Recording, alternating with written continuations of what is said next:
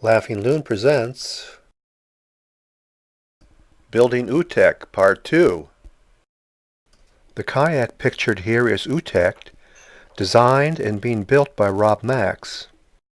The building shown here is a condensed version of the more detailed information in my instruction books and how-to videos available on my website. In Part 1 of the Ootek build, I milled strips to strip the hull and started to show you to stripping the hull. But let's digress here. Let me show you the setup of the forms on the strongback. Full-scale paper templates from the plans are traced onto plywood and cut out. Stations are connected to L brackets, which rest on the strongback. Start by assembling the box beam external strongback. Nesting internal sections allow different beam lengths to be joined depending upon the length of the boat under construction. Stretch one string line between screws on the top surface of the strongback and centered down the middle. Set a second line 16 to 18 inches above the strongback, fastened to sticks. Plumb the upper line to the lower line. Set up the stems and stations. Align the center lines of the stations with the upper and lower string lines. Set the rocker for each station. And check the alignment by sighting down the string lines and station center lines. Place a few test strips on the stations to keep them in alignment and to see the hull shape. Now we're ready for the first strip, the shear strip. Spring clamp hooks support the shear strip as it's fitted in place. Trim it for length and mark the strip and station center point. Tack the shear strip to the shear line of the stations with a dot of hot glue. Carefully align the bottom edge of the shear strip with the shear line marked on each station. Hold the strip in place on each station for at least a minute to allow the hot glue to cool and harden.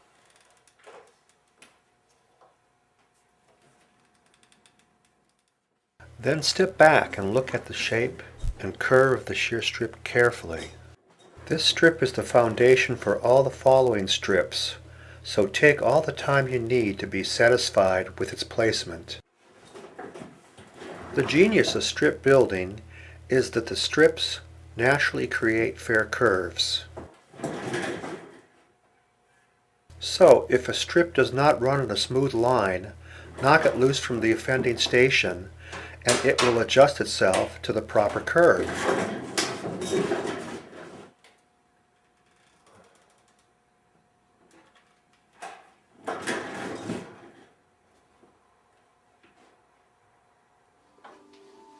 I do a dry pre-fit of each strip before I glue strips. I make sure that it fits tightly. I use all the clamps I need and I know exactly where my clamps will be. Then I tack strips to bare wood stations with a dot of hot glue. This hot glue stapleless method works very well as long as you can hold or clamp the strip in place for 90 seconds.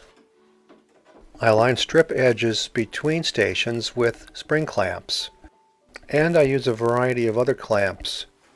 I've glued an 1/8 inch strip of light colored basswood to a Western red cedar strip, and I'm placing it here so that it will define a water line. This strip is being glued to strips in the center, leaving these wedge-shaped openings at the bow and stern, which will be filled in later. Between stations on this opening, I've hot glued flexible 1/16 inch bridging strips. These will help support cheater strips that fill in the space. Now I've moved to working on keel strips. Keel strips go from horizontal in the middle of the hull to vertical at the stems. In order to twist the strip and have it stay there, I use a heat gun. I clamp a small clamp to the strip and then two bigger clamps clamp the small clamp to the station to allow me to twist just the end of the strip so that it will fit the stem perfectly. The ability to twist a strip with a heat gun is a huge advantage over just placing it with force. As strips come down from the keel and strips go up from the shear line and meet, they form a wedge-shaped void, which the next strip has to be fitted into. I do a dry test fitting of every single strip to make sure that it fits exactly where I want it before I apply glue. Large spring clamps placed on the opposite edge of this strip hold the strip upright so I can easily apply glue.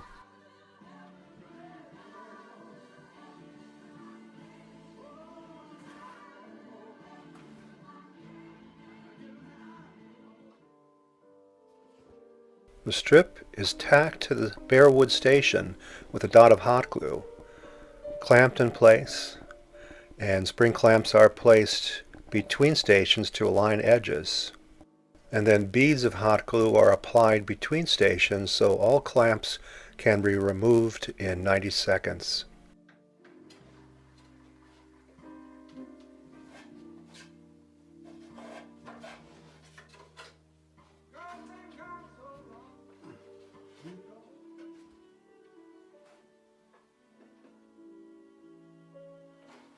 And now to fill the wedge-shaped gaps at the bow and stern with cheater strips.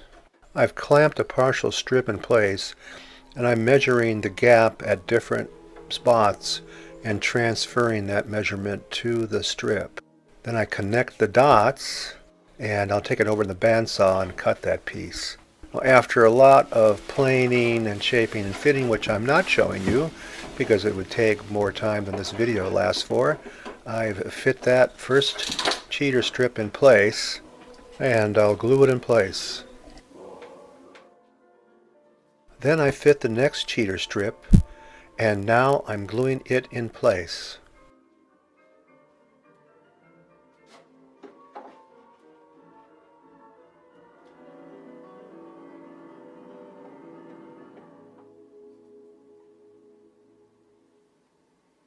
And now the final cheater strip.